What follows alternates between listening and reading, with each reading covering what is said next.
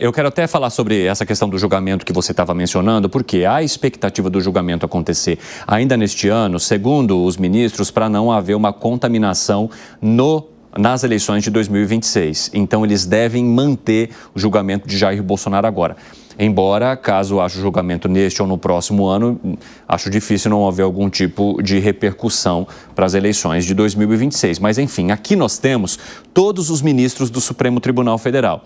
Só que esses que estão circulados de azul, como contei para vocês no início dessa edição, vou repetir porque nem todo mundo chega no mesmo momento. Então, tem muita gente que está conosco agora. Essas aqui são as pessoas e os ministros que fazem parte da primeira turma, que também tem Alexandre de Moraes. O que está acontecendo? O ministro Alexandre de Moraes, ele queria que o julgamento de Jair Bolsonaro fosse feito pela primeira turma do Supremo Tribunal Federal, que tem além dele Carmen Lúcia, Cristiano Zanin, Flávio Dino e Luiz Fux. Mas o que está acontecendo nos bastidores? Há ali reclamações de parte de ministros do Supremo que dizem que um julgamento dessa relevância, desse tamanho, com o envolvimento de pessoas tão importantes no país, como o ex-presidente Jair Bolsonaro, deveria ir para o plenário do Supremo Tribunal Federal, para que todos os ministros pudessem se manifestar. Essa tese também está sendo defendida pela defesa de boa parte daqueles que foram denunciados pela Procuradoria-Geral da República e que passariam a ser acusados a partir do momento que o Supremo Tribunal Federal aceitar a denúncia que foi feita pela PGR, o que deve acontecer. E o julgamento, então, aconteceria neste ano. Como é que você avalia, Alan Gani, a maneira como esse julgamento vai ser conduzido em termos de prazo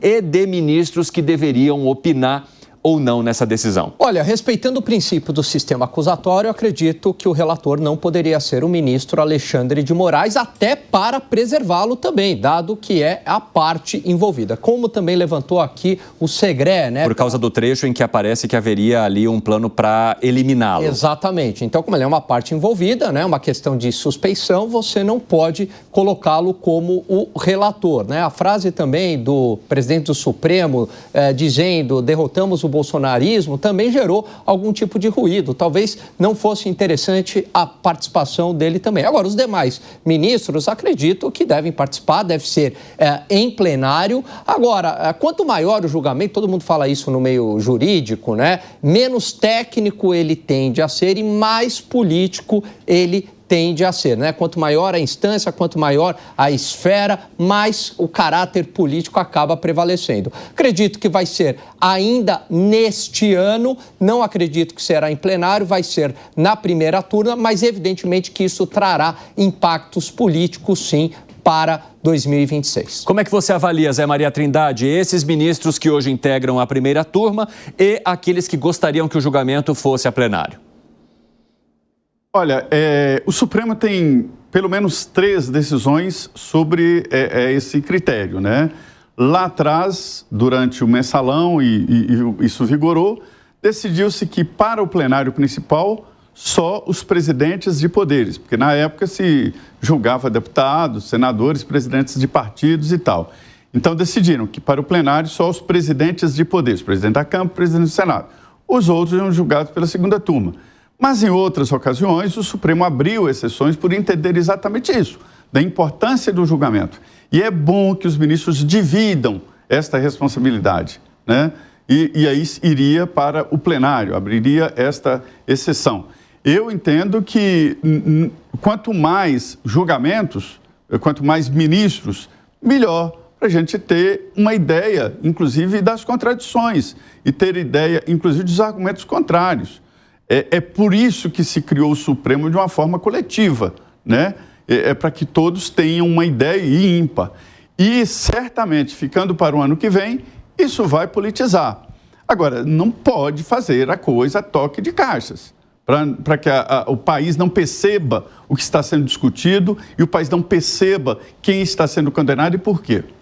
Bom, deve haver a transmissão desse julgamento, obviamente, né? Dado o tamanho e a repercussão, Gustavo Segré. Como foi um mensalão, inclusive, e estávamos todo mundo atentos aí, mas avaliando assim a questão, ontem ia ter um jantar com o presidente Lula e o presidente Barroso, foi retirado para não supor que era uma questão política.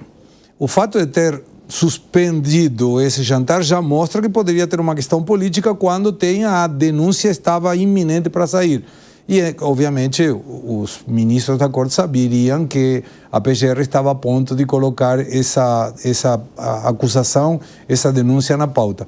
Mas o presidente Barroso, que vai participar do plenário, se tiver ainda na gestão dele, ele categoricamente avisou, falou com todas as letras, nós derrotamos o bolsonarismo.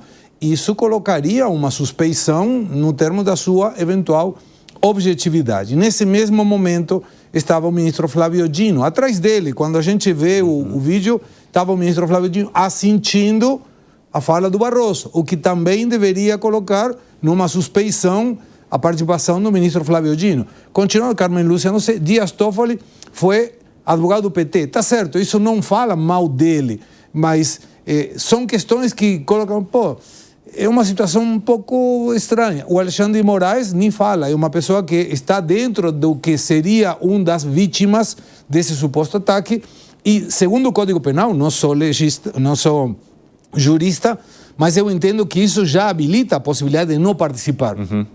Qual seria a objetividade que eu tenho se eu era uma vítima potencial na sentença de alguma pessoa que queria atentar contra a minha vida? E aí você tem o Cristiano Zanin, advogado pessoal do presidente Lula, adversário do Bolsonaro.